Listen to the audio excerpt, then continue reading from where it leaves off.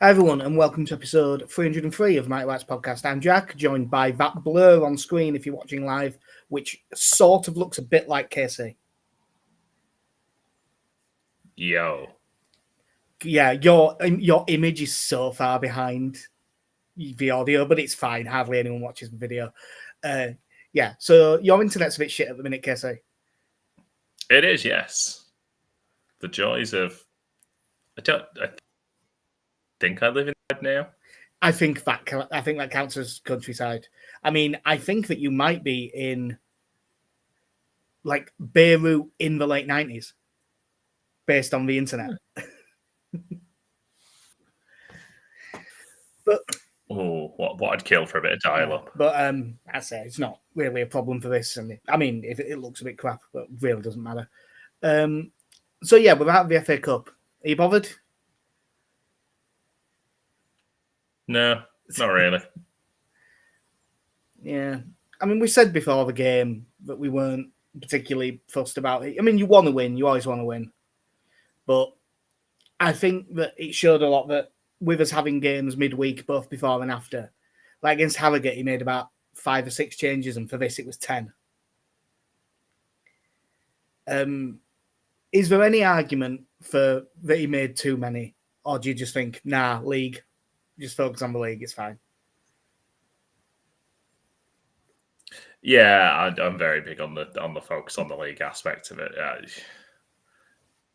We don't need to progress in this tournament. It is of no consequence.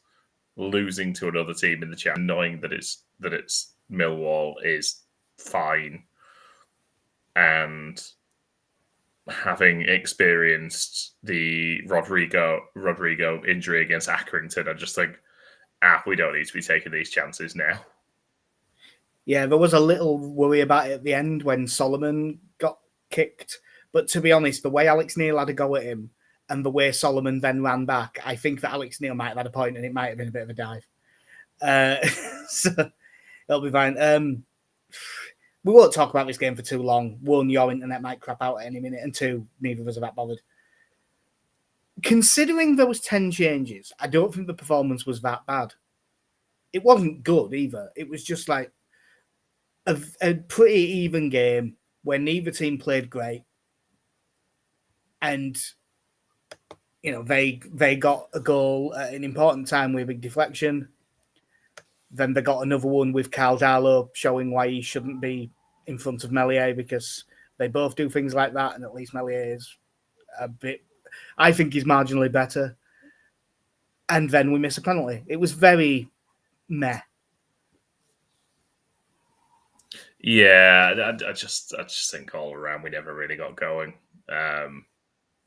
which is a bit disappointing in as much as there were definitely players on the pitch who should probably need to be on, putting on a bit of a performance when they get these chances. Nonto and Ramazani are probably the main two for that,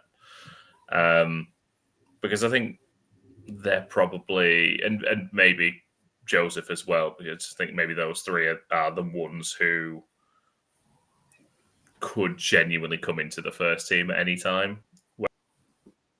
Whereas the rest of the changes, you kind of, I'm fairly sure that they are the second choice to their position and will only really play in terms of injury. Or in the case of Sam Byram, when we play someone in the top 6.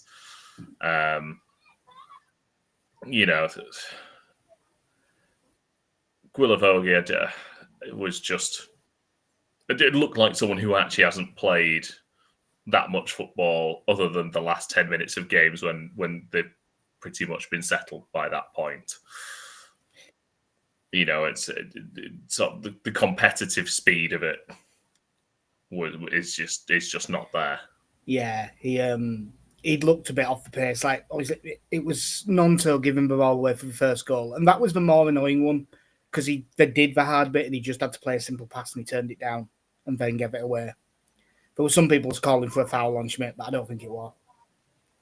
But the second goal, it's Guilavoglia that gets robbed in midfield. It's not a great pass into him, to be fair, but he should do better than he did, and they go through. I thought Gilavogi really did look off the pace. And we should mention now, because I didn't realise this in the ground, that tackle he got booked for a definite red card. It was a bad tackle. Yeah, it's just high. The there's no malice to it, but it's up the ankle, studs up. He was. I think he was very fortunate there to end up staying on. Ultimately, watching the way we played, I don't think it would have mattered. No, I don't think 11. No, I mean, you went through the front players, and I think you're right. I didn't think Nonto had much of a game at all, to be honest. I thought Ramazani was okay. In fact, I think that he was the one that had a bit more about him. He showed a bit of pace. He worked back a bit more, got a couple of shots away. To the extent that I think if we had to make a sub against Watford, I think he'd be the first one off the bench of the two. But I think Mateo Joseph, and I'm a big fan of Mateo Joseph. I think he's going to be a very good player. That was a bad time to have an absolute stinker of a game. Every ball into his feet, he just gave it away. And I'm sure that is an exaggeration. It wasn't every time, but it felt like every time. He just wasn't at the races at all. There was no threat, and there was no recycling of possession. There was just nothing good to say about it as a performance. And it's really not what you need. With him getting that goal against Cardiff, I was hoping he'd come into this with a bit of confidence and play well, and kind of get us back to having arguments over who should start up front. Because in a way, it can be a good sign that you're arguing over who should play. And there's no arguments now. No, and I think the deeper into the season you get now as well, I think it would take a string of poor performances for Peru to end up dropping out the starting lineup at this rate. I think for how long he's generally stuck with him through a patch where he wasn't scoring and wasn't playing particularly well, and he kept being chosen week after week. You now get into that point of the season where the starting lineup is pretty much choosing itself. And I find it very difficult to see Joseph sort of starting a couple of games on the bounce outside of injury. Yeah, the injury is the thing that worries you because, I mean, not that he's ever going to really, you can't ever rely on him to be fit. But Bamford still isn't back in training as of the press conference today. So you would be relying on Joseph. And at the minute, you couldn't really say much. I mean, I think it said a lot about how up for it the team was. Like, I even thought Ampadu was really sloppy. Not just like the couple of more obvious mistakes. He just wasn't at his best throughout. Because he was the only one that stayed in. And it's very rare that he has a game like that. Like, he just seemed hesitant to get across to things, and his decision-making didn't seem as good. And that one where he tried to just dribble out from the middle of the box and just lost ball and probably should have cost us a goal. It was... I think once you're seeing him not have a great game, you're saying, "Now, my two bright spots from the game, I would say, were the right-hand side. I would say Schmidt and Chambers. Chambers... It's just one, you always get a load of leeway when you're a 17-year-old kid making your debut. And that is fair. And he did lose the ball sometimes and have a bit of a... got knocked about a little bit because he's not used to physicality and stuff like that, as you'll always get. But the bright moments showed enough for me to think, I'll be interested to see where he is in a couple of years. I mean, he had two main efforts in the first half, and that second one after the nice football that hit with his left foot, where the keeper makes a pretty good save. I thought that he was good. That would have been a really nice moment if he could have scored that. Yeah, I mean, it was, if nothing else, it was a bit out of the blue, in as much as, he was on the bench at the start of the season, played a bit in pre-season. 10 minutes against someone. He got 10 minutes against someone, but I can't remember who it was. I'm trying to remember who that was. Is that because it was him and... did he make his debut same game as Gilavogi? I think he might be. I'm going to go on his. It'll be on Transfermarkt somewhere. So while you're talking, I will have a look. Oh, I've got nothing to say. Oh well, bugger. Just throw you under the bus. No. But yeah, it's always quite nice to see a young player come in. Like you say, I thought he was. I thought he was. I thought he did fine personally. Yeah. Like, nothing outstanding. Like you say, there's probably a couple of bright moments in there that I think, like you say, get a bit magnified because he's a young player coming out of the academy. But yeah, there's always going to be that issue once you rotate players like that, and all of a sudden you've got both partnerships on partnerships that haven't really played together all that much. And in the case of Schmidt and Chambers, I assume outside of training on Thursday have never played together.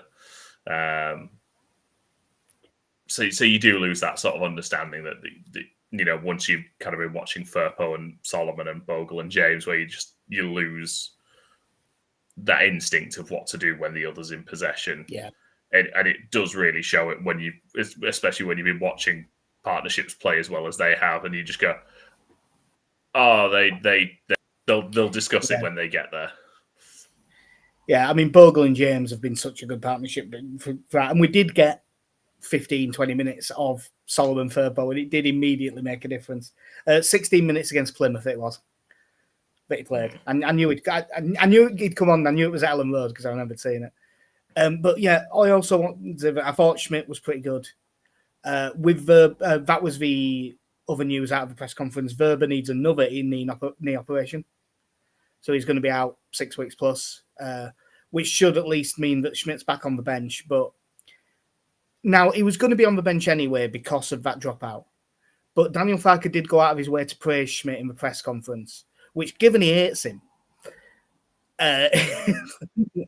is he attempting to dispel the rumours that I did not sign this player, I do not want this man, and I hate this man?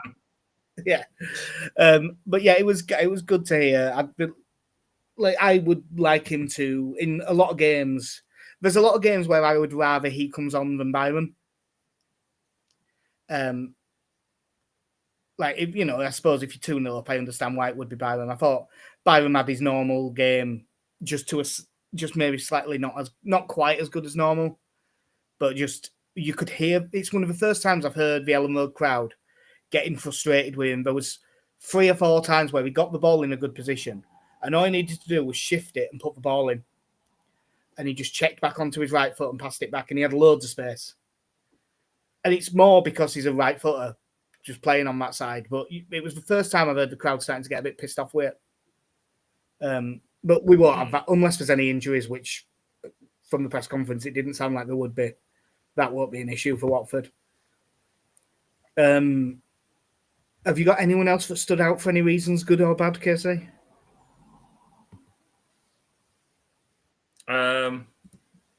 I thought it was some nice theatrical work there to win the penalty. Oh, yeah, I haven't seen it back on TV, but I will say in the stand, we went, yay, penalty, and I turned around to my dad and immediately went, that looked really soft. Was it? Yeah. Yeah, it was very soft. We'll call it a brushing together. Yeah, but it will very quickly be forgotten about, will that? Because of how bad the penalty was. Yeah. Because I still haven't seen any TV replays back. In the ground, that looked like a pretty good save. Like, it was in the corner, but it had no pace on it. Is that fair? Or was it worse than that? I would go so far as to say is the line was good. Like, I think he gets it pretty close to the corner. But yeah, the pace on it is so bad that it makes it easy enough for the keeper to get down to. It was a case of guessing the right way. So it was. It's into a pass. Pascal Schrauk's penalties where it's kind of like the Mateus Click ones where he just rolls them in. And you just think, if the keeper goes the wrong way, it looks like a great penalty. And if the keeper guesses the right way, you look like a horrendous penalty taker. I think he's taken, 6 or 7 for us now, Strauk.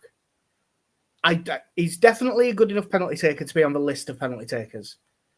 But I wouldn't have it. But I'm not pleased when it's actually him taking it. If he's taking the 4th one in a shootout, to be fair, I was surprised that Crescencio Somerville didn't apparate out of nothing and just take the ball away to take it himself. But when Ramazani picked the ball up, and he was just doing that hold the ball thing for someone else that seems really common now. But there was part of me going, you know what? I'd quite fancy you as a penalty taker, actually. So if you want to just take it, I'm good with that. Yeah, there's definitely a few options. You kind of lean towards strikers anyway, but with how Joseph was playing, I don't think I'd have fancied him in that sort of situation. I wouldn't have either, but a few people around me in the ground said this, and they are right. That they were saying, no, I want Joseph to be arguing with people to try and take this penalty. Because he's a striker and I want him to want it. And I sort of agreed with her, like, he isn't playing well, so I won't back him today. But yeah, you do sort of want your striker to be looking at your centre half taking penalties and going, why aren't I taking this? Whereas I'm very much that here going, listen, lads, this should have been settled a while ago. This should be, when you first walk into work on a morning, there is the fire escapes, health and safety notices, and the list of penalty takers. Like those are the 3 things you see as you walk in the door.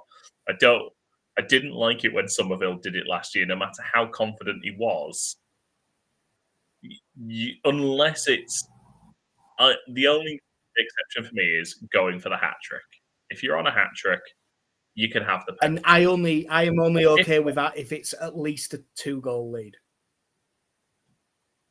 If you have a 2-goal lead and he's going for a hat trick, I'm all right with moving it over.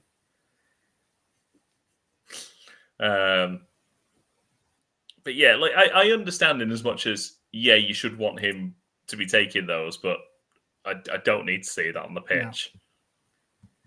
No. I've seen more than enough. No, I'm taking this. Shit, I've missed the penalty. It does make it worse. Yeah, because if you've done that and you miss, and all of a sudden, like, if you're not, like I said for Saturday, I'm glad he didn't do that, because with the way he was playing it, it felt like it could end up as I've got to try really, really hard to put this in. Oh, I've smashed it over the bar. A Bamford, if you will. Yeah. Bamford at Stoke, wasn't it? Oh, bless. Yeah, I like Pat. I miss Pat. I do. He's still a good player. Not a penalty-taking way, but all the other ways. For those 25 minutes he's fit, he's still a good lead-line striker.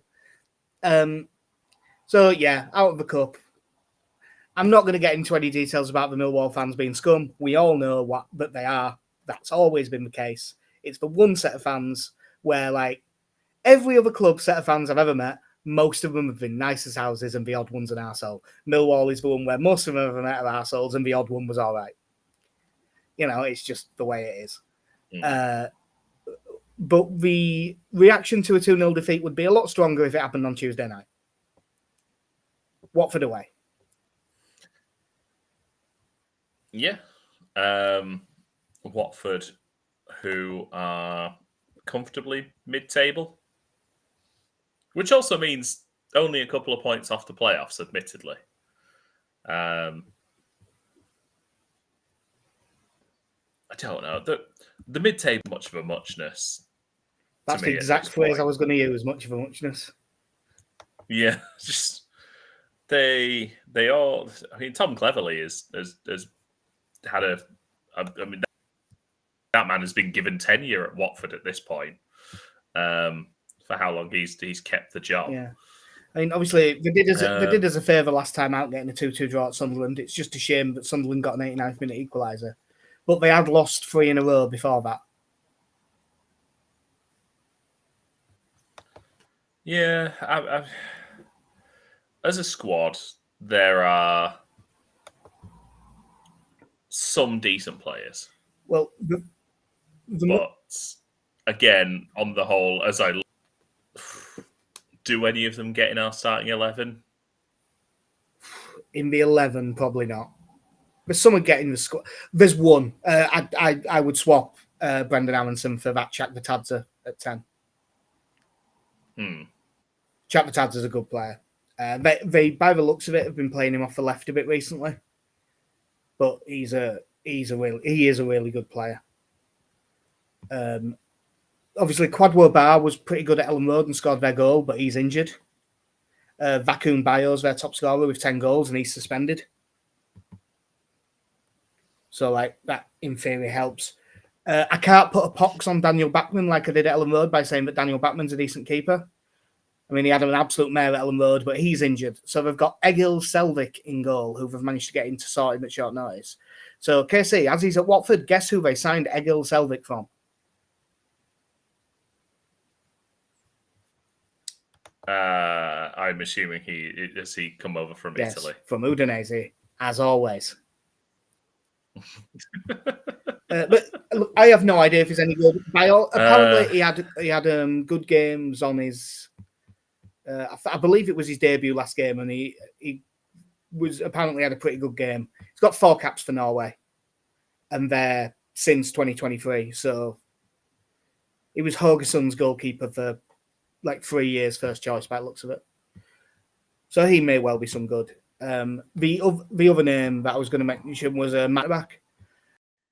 I've heard a few people saying that he's pretty good. He's not very quick, so if we can manage to run in behind, it'll be a little bit like when we were against Norwich, and they had like Duffy unable to just back and stuff. But he's 6'3", good in the air, and he was released by Leeds as a kid, so he's got something to prove against us.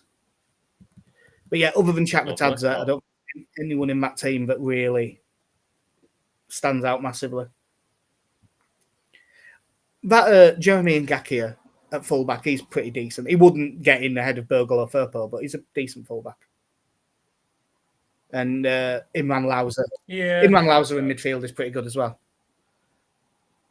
Which still might be pronounced loser. Yeah. Commentators keep saying loser.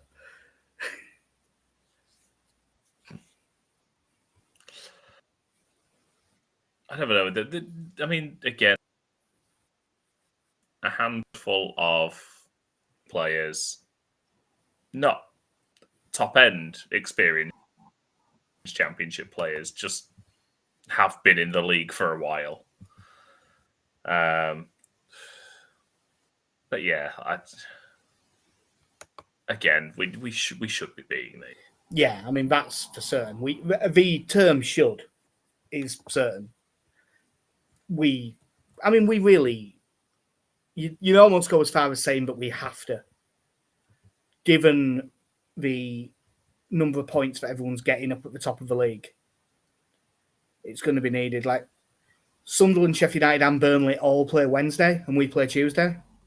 So if we could win this game, it heaps a load of pressure onto their games. God, all bookies are going to do a rate business off Leeds fans on trebles for the Wednesday night. Will we just be back to the team that played against Coventry?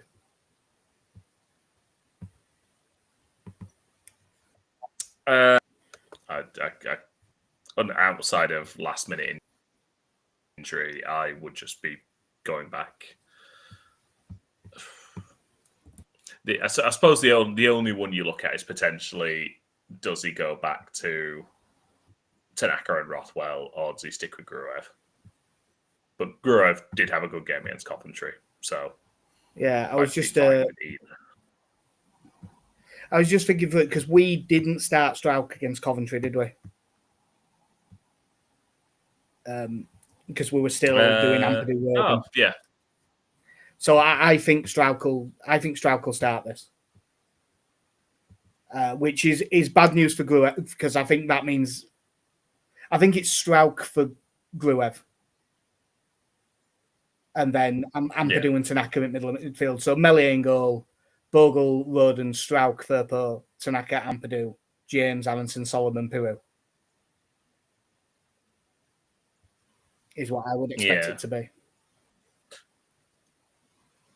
Sorry, I've just started thinking what it'd be like if Brendan Aronson took a penalty. God, you give him all those options. I mean, I can't. He definitely wouldn't be high on my list. But I mean, he's scored like 8 goals or something this season, hasn't he? Instinct. Goals on instinct. Don't give him time to think about things. Don't have him stand 5 yards away from a football having to think about where to place this. Just let him do it. But I would quite like to get Ampadu back into midfield for this one, because even though they are missing a couple of their better players, like Chakvatadze, and although he's getting on a bit, Musa Sissoko are technically good players who can get in between the lines. So having someone like Ampadu in the midfield, I think, will help with that. And that's, I think that's their main danger from looking at the team, except for, aiming a corner at Matty Pollock's head. Yeah. You'd like to think as well it frees up Tanaka a bit more as well. One of the things I still find quite interesting is like looking at his goal scoring record last, because I think he got like 7 goals last season, and the way he played, or the way he is played in our team, I should probably say, doesn't make you think he'd be getting that many goals for. I mean, he's a central midfielder for Leeds. The fact he scored any is in and of itself a miracle. Yeah, but he clearly has it in him. 2. I know. It's double all the central midfielders last season. Correct. In just one man. So yeah, it would be quite interesting to see what happens if he was kind of freed up a little bit, and I do think there is the potential for that with Ampadu there.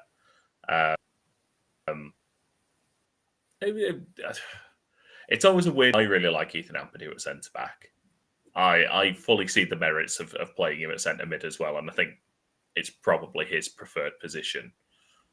But I have just grown to really appreciate Rothwell and Tanaka.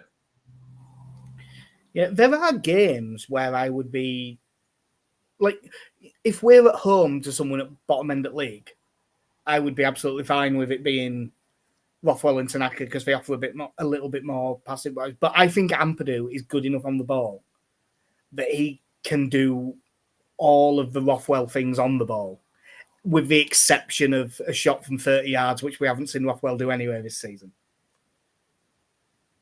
And I think he's better defensively than all of them. So I still think like that Ampadu and Tanaka will be our best midfield partnership if they can just get to play together consistently. But we haven't yet seen it enough to be sure. What's that sneaking up behind you? It's Pascal Strauch's groin. Well, that is the other side. But I like that 4. Roden, Strauch centre back, Tanaka and Ampadu in midfield. I look at that 4 in the middle and think, God, if they could just stay fit and play the rest of the season, we're not going to concede a whole load of goals. We've got enough going forward that you're going to score enough. If they can all stay fit, it makes me a lot more confident. But it's a huge if. The confidence from Benny and Alex is pretty high. They've both gone for a 3-1 win. Unsurprisingly, because we're recording this in the afternoon, I haven't got a prediction of Connor yet because he won't have finished work. Obviously, none of us got any points for Millwall because none of us had us losing. I am going to go Leeds win 2-1.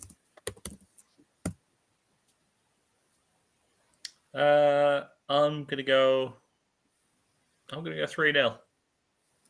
Oh, big confidence. I'm feeling confident. Well, I hope that yours is the correct one and that we can have that nice 25 minutes at the end of a game with no stress. That's always the best way. We've got because we're also coming up now. I think the other thing probably worth mentioning is your next 2 league games. The big duo against. Yeah, it's time for the Monday night games, isn't it? Because they're both Monday. Yeah, it's a nice run of it. I know, strictly speaking, they are counted as weekend games, but it is three non-weekend in a row. Yeah. Yeah, but if we can win this one, and then especially if Sheffield United or Burnley could drop some points as well, that would be great.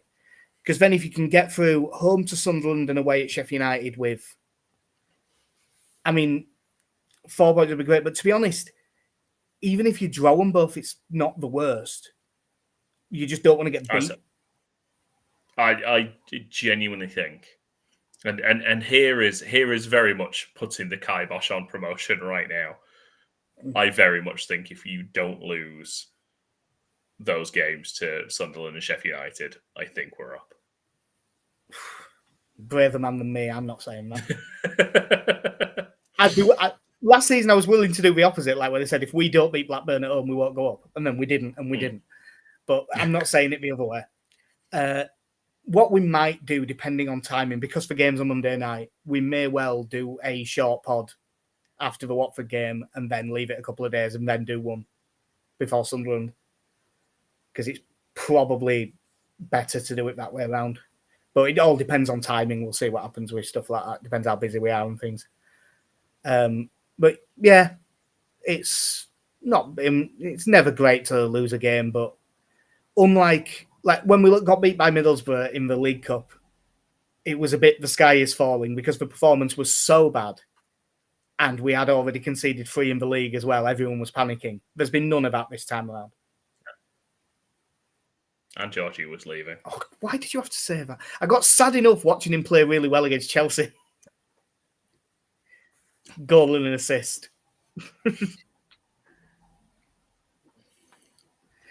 You just see that smile on that little lad's face. Though. Look, I know that this is not a sensible allocation of funds, but if we go up, can we just spend 70 million and bring it back? It's not at all a sensible way of doing things, but I'd enjoy it. Why is he the one we couldn't loan out? How did we end up loaning everyone else? Farewell, sweet prince. Anyway, that'll do us for episode 303 of Mike Wright's podcast. So yeah, we may well be back either tomorrow or probably not tomorrow, probably not Wednesday, maybe Thursday. But yeah, that'll do us. I've been Jack. See you. I've been Casey. Have a good